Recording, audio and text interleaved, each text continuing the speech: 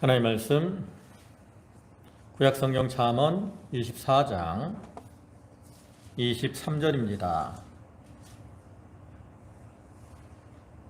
잠언 24장 23절 구약성경 페이지로는 938쪽 23절부터 끝에 34절까지 말씀입니다. 한 절씩 교독하겠습니다. 이것도 지혜로운 자들의 말씀이라. 재판할 때에 낯을 보아주는 것이 옳지 못하니라.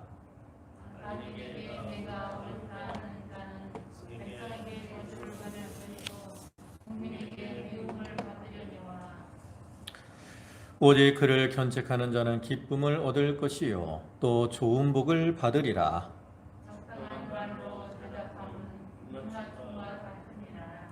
내 일을 밖에서 다스리며 너를 위하여 밭에서 준비하고 그 후에 내 집을 세울지니라.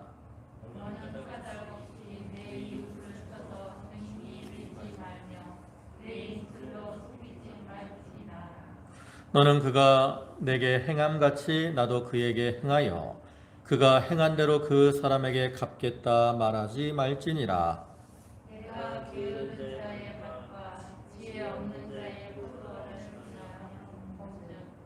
가시덤불이 그 전부에 퍼졌으며 그 지면이 거친 풀로 덮였고 돌담이 무너져 있기로.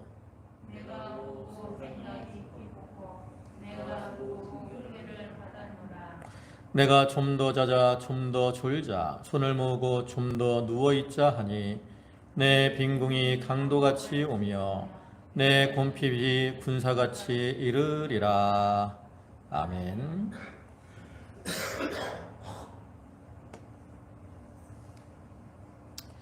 예, 오늘 잠언 24장 23절부터 끝에 34절까지 말씀인데요. 이건 앞에 22장 17절부터 이어지는 그러한 말씀들과 같이 익명의 현자들의 교훈을 기록하고 있는 겁니다. 그중 여기 본문의 말씀은 그 앞에 잠언을 기록한 현자들과 또 다른 현자들의 교훈으로서 여기서는 이제 우리 성도들이 삶의 우선순위를 바로 알고 그에 합당한 모습으로 살아가야 될 것을 교훈을 하고 있습니다. 우리 인생들은 인생을 살아가면서 많은 사람들이 삶의 우선순위를 두고 살아갑니다. 어떤 사람은 가족이 먼저죠. 가정을 위해서 다른 것들을 이렇게 포기하기도 하죠. 또 어떤 사람은 직장이 우선이어서 직장 때문에 또 다른 것들을 포기하기도 하고요. 또 어떤 사람은 돈이 우선이어서 돈 때문에 다른 사람들에게 해를 끼치기도 합니다. 이것이 우리가 삶의 우선순위가 무엇이냐에 따라서 그 사람의 삶의 모습이 달라지는데, 그렇기 때문에 우리가 삶의 우선순위를 바로 세우고 살아가느냐, 무엇을 삶의 우선순위로 두고 살아가느냐, 이것이 참으로 중요하다라고 할 수 있어요. 많은 사람들은 그러한 삶의 우선순위의 중요성을 모르고 무엇을 우선적으로 생각합니까? 물질적인 것, 또 세상적인 것에 우선순위를 두고 살아가죠. 그러나 이렇게 우리가 이 오늘날 사회적으로 여러 가지 문제들이 많이 발생을 하는데, 그러한 것도 이 삶의 우선순위를 잘못 두고 살아가고 있기 때문이라고 할 수 있어요. 우리 성도들은 삶의 우선순위를 바로 두고 그에 따라 바른 삶의 길을 걸어가야 되죠. 그리고 이렇게 삶의 우선순위를 바로 두고 바른 길을 걸어가는 자, 이러한 자들이 지혜로운 자이고 또 하나님의 뜻에 합당한 모습으로 살아가는 것이라고 할 수 있어요. 이 본문의 말씀을 기록한 현자도 이렇게 삶의 우선순위를 바로 하는 것이 중요한 것을 깨닫고 이 말씀을 통해서 우선순위를 바로 함으로 인생의 바른 길을 걸어가라, 이렇게 교훈을 하고 있는 겁니다. 우리가 이런 말씀을 마음에 새기고 참 지혜를 얻어서 자기 삶의 우선순위를 바로 두고 바른 길을 걸어가는 그러한 성도들이 되도록 해야 되겠습니다. 이제 본문을 보시면 23절에 이것도 지혜로운 자의 말씀이라. 재판할 때에 낯을 보아주는 것이 옳지 못하니라. 악인에게 내가 옳다 하는 자는 백성에게 저주를 받을 것이요 국민에게 미움을 받으려니와 오직 그를 견책하는 자는 기쁨을 얻을 것이요 또 좋은 복을 받으리라. 여기 맨 앞에 구절을 보면 이것도 지혜로운 자들의 말씀이라 그랬어요. 그러니까 여기서부터 이어지는 이 말씀이 그 앞에 22장 17절부터 이어지는 그 말씀과 거기도 이제 지혜로운 자의 말씀이라 그랬는데 그 잠언과 이제 구별된 또 다른 잠언 현자들의 기록임을 나타내는 거죠. 그래서 이러한 구절을 통해서 이제 이 새롭게 주어지는 이 교훈에 대해서 이제 주의를 기울이고 집중하도록 하기 위해서 이와 같이 표현을 한 거죠. 그래서 여기서는 주로 무엇을 말하는지 삶의 우선순위에 대해서 말하면서 여기서는 그 재판을 하는 사람에게 있어서 재판을 하는 사람에게 삶의 우선순위는 뭐냐? 바로 바른 재판을 하는 것이다. 공정한 재판을 하는 것이다 라고 말을 하고 있는 겁니다. 우리가 이 재판관, 이 재판하는 사람들은 어떤 의미에서는 이 사회의 최후 보류와 같은 존재들입니다. 사회가 이렇게 어지럽고 혼란하더라도 이 재판을 바로 하면 거기서 벌할 사람들을 벌하고 이렇게 어떠한 죄를 범하지 않은 사람들을 이렇게 바로 판단해서 이렇게 하게 되면 그 사회는 어떤 의미에서 질서가 유지가 될 수 있거든요. 그렇기 때문에 이 재판관들은 그 사회의 어떤 이 질서, 그 다음에 정의를 유지하는 최후의 보류와 같아요. 그래서 많은 사람들은 이 재판관들이 바른 재판을 통해서 이 사회 질서가 유지가 되기를 기대를 하죠. 그렇기 때문에 이 재판관이라는 이 직책을 받은 사람들, 이들은 모든 것을 판단할 때 법과 질서를 따라 바르게 판단을 하고 재판을 공정하게 해 나가야 된다라는 거죠. 만약에 재판관들이 이렇게 어떠한 인정이나 사사로운 이익, 여러 가지 이유로 이 편파적인 재판을 한다면 그 사회의 질서는 깨어질 수밖에 없어요. 그래서 여기서는 먼저 이제 어떤 구분 재판의 모습, 그 다음에 바른 재판의 결과를 보여주죠. 구분 재판의 모습이 여기 두 가지로 나타납니다. 그래서 먼저는 23절에서 말씀하고 있는 것처럼 재판의 낯을 보아주는 것이 옳지 못하다 그랬어요. 여기 낯을 보아준다라는 건 뭐예요? 재판을 고르게 하지 않고 어떤 정확한 공정한 기준을 따라 재판하는 것이 아니라 어떤 개인적인 친분이나 또 자기의 체면 때문에 편파적인 판결을 내리는 것을 의미합니다. 근데 이렇게 낯을 보아주고 편파적인 판결을 내리는 것은 공의의 하나님의 뜻을 거역하는 것이기 때문에 그러한 자들은 하나님 앞에 보응을 받을 수밖에 없다라는 거죠. 레위기 29장 15절을 보면 너희는 재판할 때에 불의를 행하지 말며 가난한 자의 편을 들지 말며 세력 있는 자라고 두둔하지 말고 공의로 사람을 재판할지며 이렇게 재판할 때 불의를 행하지 말아야 되고 또 가난한 자라고 무조건 편 들어주면 그것도 안 된다는 또 뭐 세력 있는 사람이라 그래서 또 그 사람을 두둔하지도 말고 모든 것을 공의로 판단을 해야 된다라는 거.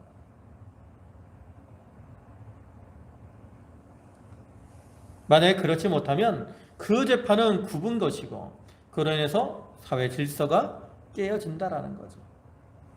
오늘날은 이 재판관들이 가끔은 이 어떤 정치적인 이 판단을 따라 이 재판을 하는 경우가 있어요. 그러나 그것들은 합당하지가 않은 겁니다. 마태복음 14장을 보면 헤롯 왕이 이제 세례 요한을 죽이는 모습이 나오죠. 왜 세례 요한을 죽입니까? 자기의 체면 때문에. 헤롯의 생일날 그 헤로디아의 딸이 이제 그 앞에서 뭐 이렇게 재롱을 부리죠. 그러니까 이 헤롯이 너무나 즐거우니까 그 많은 사람들 앞에서 약속을 한다고. 네가 나에게 무엇을 구해라. 그러면 내가 이 나라의 절반이라도 주겠다. 그러니까 이 헤로디아의 딸이 엄마에게 가서 물어본다고. 엄마, 내가 왕이 이렇게 얘기하는데 무엇을 구할까요? 근데 이때 헤로디아가 그 헤롯 왕과 간음을 행했는데 세례 요한이 그걸 책망을 했다고요. 원래 이 헤로디아는 헤롯의 동생인 빌립의 아내예요.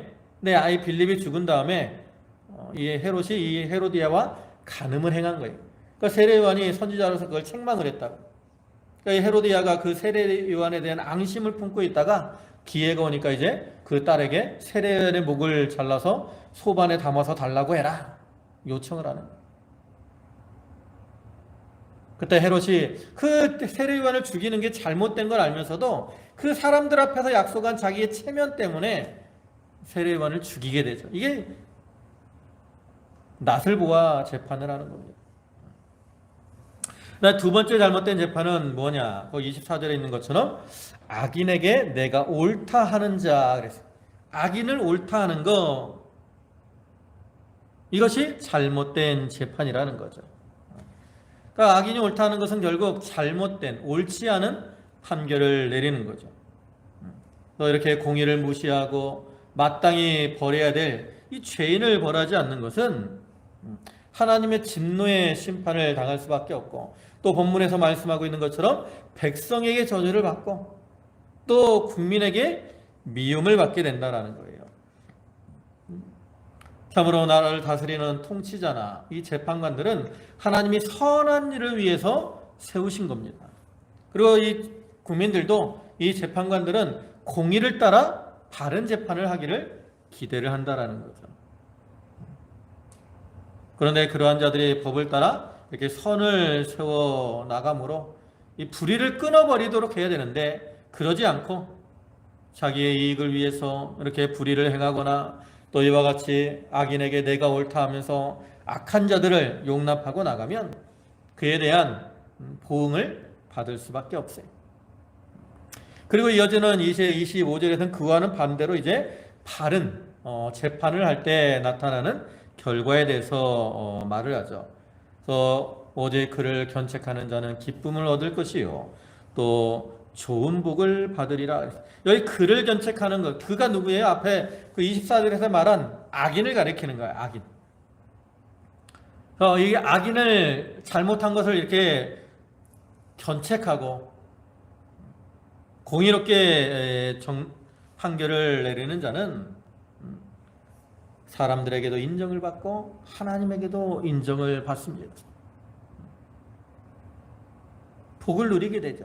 근데 여기서 이 기쁨을 얻는다라는 것은 어떤 사람들에게 인정을 받는, 사람과 하나님에게 인정을 받는 그러한 기쁨만을 의미하는 것이 아니라 더 나아가서는 자기 양심으로부터 우러나오는 그러한 기쁨을 가리키는 거예요.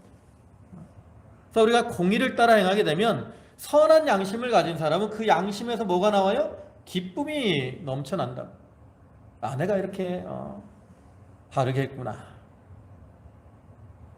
그러한 기쁨이 충만하게 되고 또 더 나아가서 이제 하나님이 주시는 복을 누리게 되는 거죠. 그러니까 이와 같이 재판관들은 가장 우선순위가 뭐예요? 재판을 바로 하는 거예요.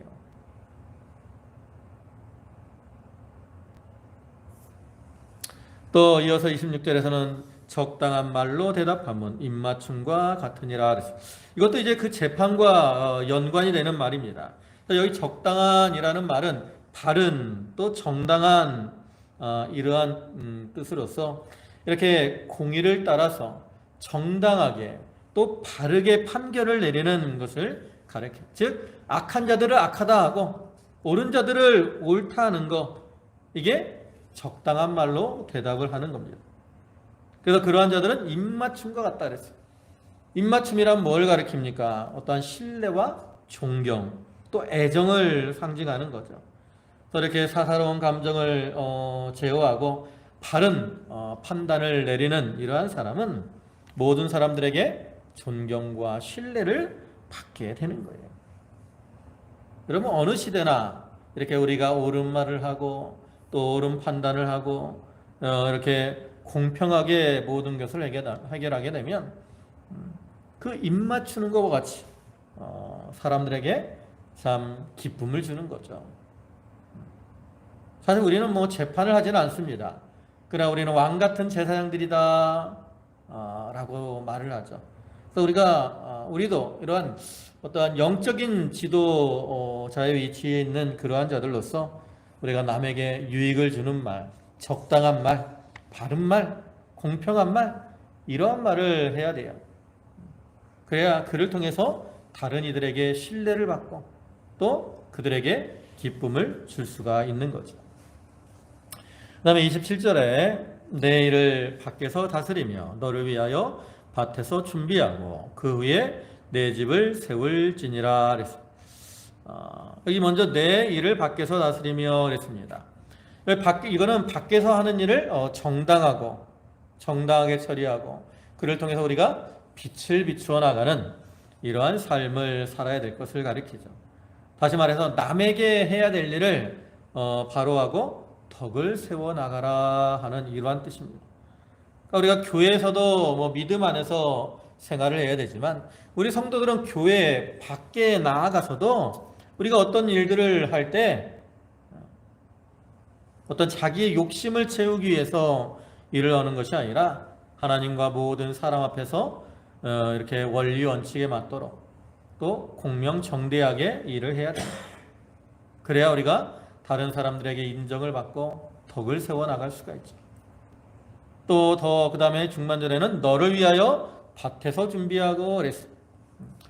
이 밭에서 준비한다는 것은 이제 우리가 뭐 밭은 일터를 가리키는 일터. 우리가 그래서 어떤 자기가 일을 하는 일터전에서 부지런히 일을 해야 될 것을 가리키는 거죠. 그래서 우리 성도들은 늘 자기에게 주어진 일에 열심을 내고 부지런한 자가 되어야 됩니다. 사도 바울은 데살로니가후서 3장 10절에서 우리가 너희와 함께 있을 때에도 너희에게 명하기를 누구든지 일하기 싫어하거든 먹지도 말게 하라 하였더니 그랬습니다. 이 말은 뭡니까? 부지런히 일해야 된다라는 거죠. 하나님께서도 아담과 하와가 범죄한 이후에 아담에게 뭐라고 하십니까? 내가 이제 땀을 흘려야 양식을 먹게 될 것이다 라고 말씀하잖아요. 하나님의 원리는 우리가 이렇게 수고하고 땀을 흘려서 먹고 살도록 하셨습니다. 그럴 때 우리 성도들이 이렇게 육신적으로 부지런히 일하는 거, 이것이 하나님의 뜻에 합당한 것이고 또 이렇게 우리가 부지런히 일을 할 때 그를 통해서 양식을 예비함으로 부족함이 없이 살아갈 수가 있는 거죠. 그리고 나서 그 후에 내 집을 세우라 그랬어요. 그러니까 이것도 우선순위로 밭에서 다스리고 밭을 준비하고 나서 그 후에 내 집을 세우라 이런 뜻이죠. 여기 내 집을 세운다라는 말은 문자적으로는 가정을 이룬다라는 이러한 뜻이에요. 그러니까 이것은 그 당시에 이 어떠한 이 팔레스타인의 문화와 관계가 있는 건데 이스라엘에서 이제 신부를 데려오려면 신랑이 뭐가 있어야 되죠? 지창금이 있어야 돼요. 지창금. 그래서 이 신부의 부모에게 이렇게 많은 지창금을 드려야 됐습니다. 그렇기 때문에 이렇게 가정을 이루기 위해서는 이렇게 열심히 일하고 그걸 통해서 충분한 준비를 해야 그 뒤에 가정을 잘 이룰 수가 있다라는 거죠. 그러니까 이건 세상적인 그러한 의미고요. 그보다 이제 더 영적인 이러한 의미가 있는데 우리가 이 믿음의 이 영적 성전, 이 내 집을 세운다는 건 영적 성전을 건축해 나가는 것을 의미한다고 할 수 있어요. 근데 우리가 영적 성전을 건축해 나감에 있어서 내 모든 일을 팽개치고 믿는 일만 하면 안 된다라는 거예요. 우리는 어떤 의미에서 착각을 하는 경우가 있는데 내가 믿는 일만 잘하면 다른 것들은 아무렇게나 해도 아무렇게 해도 되겠지라고 생각을 하는데 그거는 약간 이단적인 생각입니다. 그래서 옛날에 뭐 다미 선교회나 뭐 말세론자들 뭐라 그랬어요? 주님이 재림하시니까 이제 세상 일 팽개치고 거기 모여서 뭐 기도하고 찬송하고 그랬잖아요. 근데 그거는 하나님 앞에 합당하지 않다라는 거예요. 하나님께서 우리에게 원하시는 것은 우리가 삶 속에서 자기에게 주어진 일들을 잘 감당해 나가는 거예요. 자기가 주어진 자리에서 일을 열심히 하고 또 자기의 육신의 가정도 잘 지키고 그리고 그러한 삶 속에서 또 믿는 일도 이렇게 열심히 함으로 자기의 영적 성전을 건축해 나아가야 된다는 거죠. 우리의 영적 성전은 이 세상과 떨어져서 하는 게 아닙니다. 우리가 그것을 착각을 하면 안 돼요. 하나님 앞에 기도하라 그랬다 해서 교회 와서 기도만 나가서 집에서 식구들 밥도 안 챙겨치고, 이거 하나님이 기뻐하시는 게 아니라는 거죠. 주부면 주부로서 가정에서 해야 될 일을 해야 되고요. 또 남편은 남편으로서 직장 생활을 하면서 가족들을 먹여 살리고 또 믿음 생활을 하는 거죠.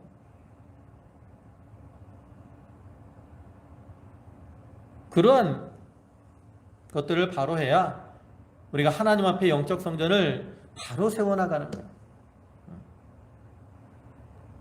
예수님께서 그 바리새인들의 어떤 고르반 사상에 대해서 책망을 했잖아요. 고르반 사상이 뭐예요? 하나님께 드림이 되었다라고 하면서 부모에게 드려야 될 걸 안 드리는 걸 의미하는 거거든요. 그러나 예수님은 그게 옳지 않다라는 거예요. 자식으로서 부모를 잘 섬기고 이렇게 해야지, 하나님께 드렸다고 부모 섬기는 거 안 하고 이거 잘못된 거라는 거예요. 그러니까 우리가 그런 우선순위들을 바로 알고 바로 세운 가운데서 믿음 생활을 잘 해나가야 된다라는 거예요. 그 다음에 28절에 너는 까닭없이 내 이웃을 쳐서 증인이 되지 말며 내 입술로 속이지 말지니라. 너는 그가 내게 행함같이 나도 그에게 행하여 그가 행한 대로 그 사람에게 갚겠다 말하지 말지니라. 이거는 이제 앞에 23절부터 26절까지가 재판을 공정하게 할 것을 교훈을 했는데, 여기 구절은 뭐냐면 이제 재판의 증인, 어떤 증인으로서 거짓된 증언을 하지 말고 이렇게 바로 행해야 될 것을 교훈을 하는 거죠. 그래서 까닭없이 그랬어요. 까닭없이 이웃을 쳐서 증인이 되지 말며 그랬어요. 이 까닭없이라는 말은 근거 없이라는 이러한 뜻인데, 어떠한 정확한 상황도 모르면서 필요 이상으로 이 남의 일에 끼어들어서 증인 역할을 하는 것을 가리킵니다. 또 내 입술로 속이지 말지니라 그랬는데, 이거는 남을 무고하는 거죠. 거짓말로 이렇게 거짓 증언을 하는 것을 가리킵니다. 근데 이렇게 거짓으로 증언하는 것은 그 신실하신 하나님의 성품과는 어떻게 돼요? 정면으로 대치되는 그러한 것이고, 거짓이라는 것은 누구에게 속했다라고 말합니까? 사단에게 속한 것이죠. 그러니까 이렇게 거짓 증언하는 것은 결국 하나님께 죄를 범하는 것인 동시에 이웃에게도 죄를 범하는 그러한 이중적인 범죄라고 할 수 있는 거예요. 또 예수님께서는 요한복음 8장 44절에서 너희는 너희 아비 마귀에게서 났으니 너희 아비의 욕심대로 너희도 행하고자 하느니라. 그는 처음부터 살인한 자요 진리가 그 속에 없으므로 진리에 서지 못하고 거짓을 말할 때마다 제 것으로 말하나니 이는 그가 거짓말장이요 거짓의 아비가 되었음이니라. 이와 같이 거짓은 누구에게 속한 겁니까? 마귀에게 속한 거예요. 이렇게 마귀에게 속한 것이기 때문에 우리가 거짓말하면 결국은 마귀의 종노릇을 하는 거죠. 하나님께서도 율법을 통해서 이 거짓 증언하는 것을 엄하게 경계를 하셨습니다. 그래서 신명기 19장 16절부터 말씀을 보면 이렇게 말씀을 해요. 만일 위증하는 자가 있어 어떤 사람이 악을 행하였다고 말하면 그 논쟁하는 쌍방일 같이 하나님 앞에 나아가 그 당시의 제사장과 재판장 앞에 설 것이요 재판장은 자세히 조사하여 그 증인이 거짓 증거하여 그 형제를 거짓으로 모함한 것이 판명되면 그가 그의 형제에게 행하려고 꾀한 그대로 그에게 행하여 너희 중에서 악을 제하라. 그리하면 그 남은 자들이 듣고 두려워하여 다시는 그런 악을 너희 중에서 행하지 아니하리라. 너희 눈이 긍휼히 여기지 말라. 생명에는 생명으로, 눈에는 눈으로, 이에는 이로, 손에는 손으로, 발에는 발로이니라.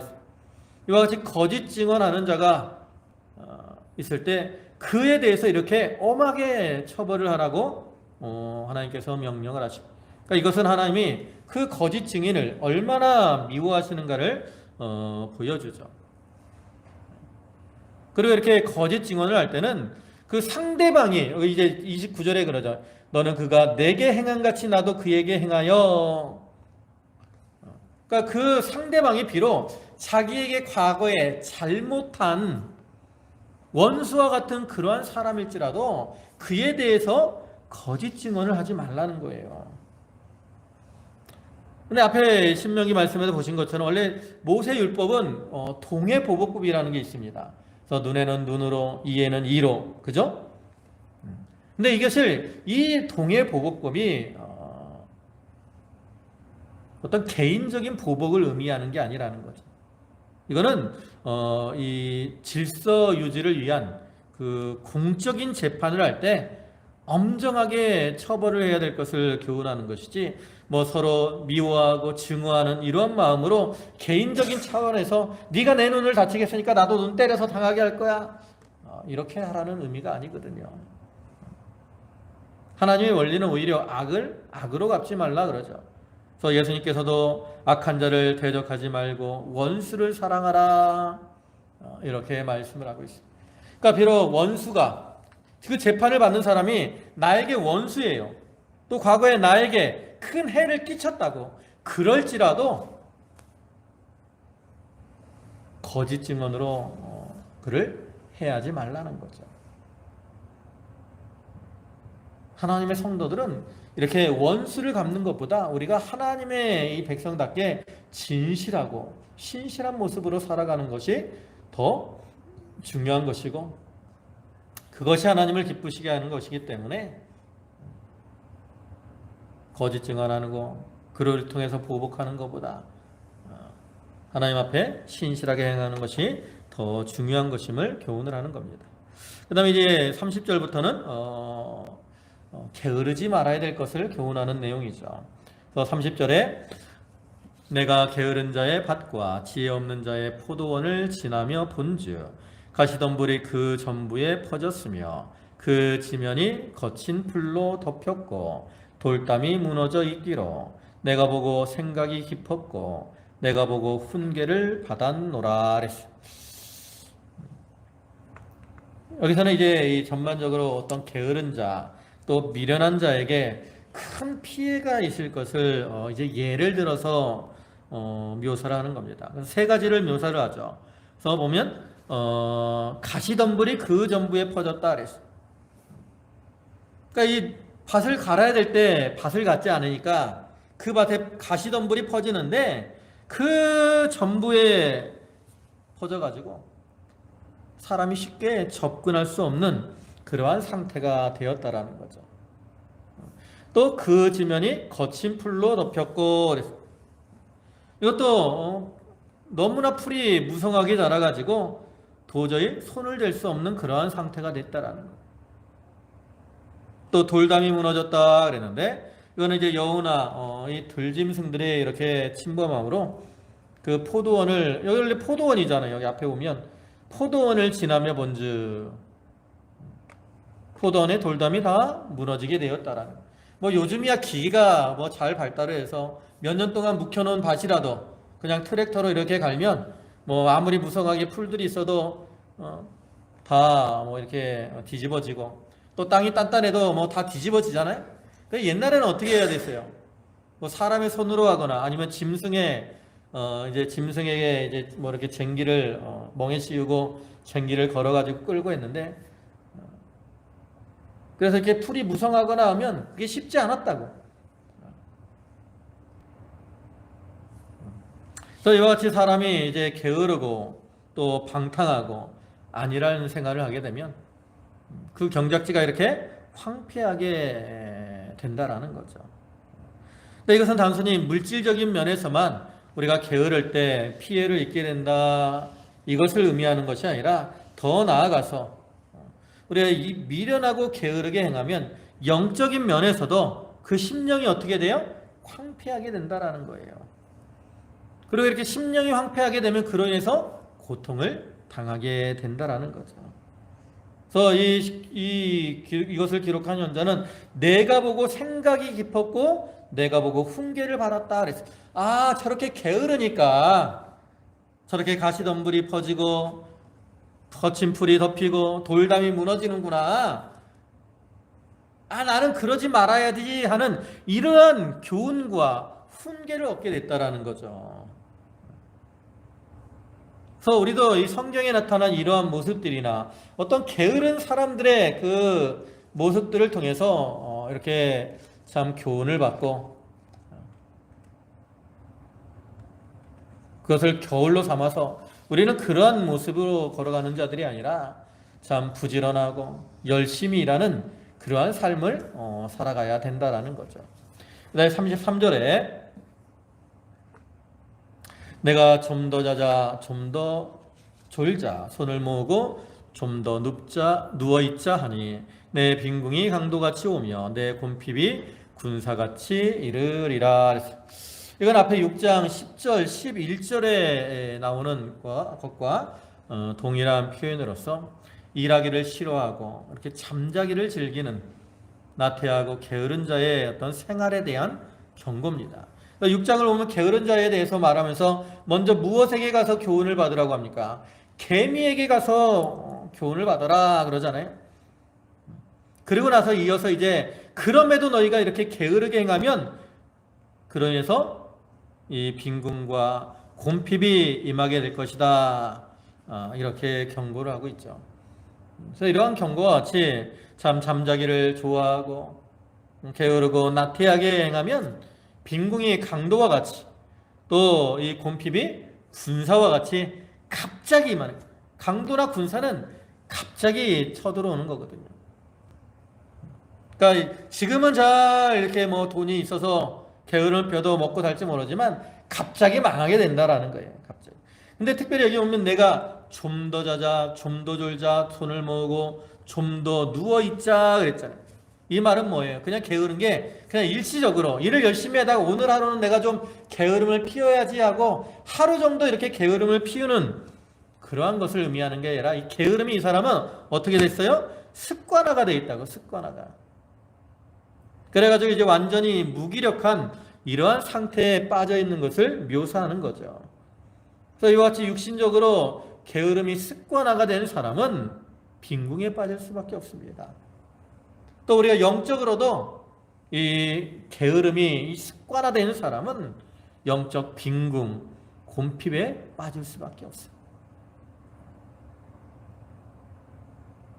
우리는 늘 경성하고 깨어 있어야 된다는 거. 왜?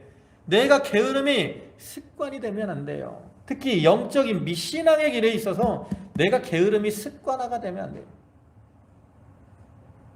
여러분, 전에도 제가 말씀을 드리면 우리 믿음은 가만히 있으면 자라나는 게 아닙니다. 신앙이라는 것은 가만히 있으면 어떻게 돼요? 점점 퇴보가 되는 거예요. 부지런하고 열심히 활동을 해야 몸도 건강해지는 거예요. 여러분, 우리가 운동을 해야 되는 이유가 뭐예요? 운동을 우리가 열심히 해야 되는 이유가 운동을 해야 몸이 건강해져요. 근육도 단단해지고 혈액순환도 좋아지고. 귀찮다고 해서 가만히 누워있으면 어떻게 될 것 같아요?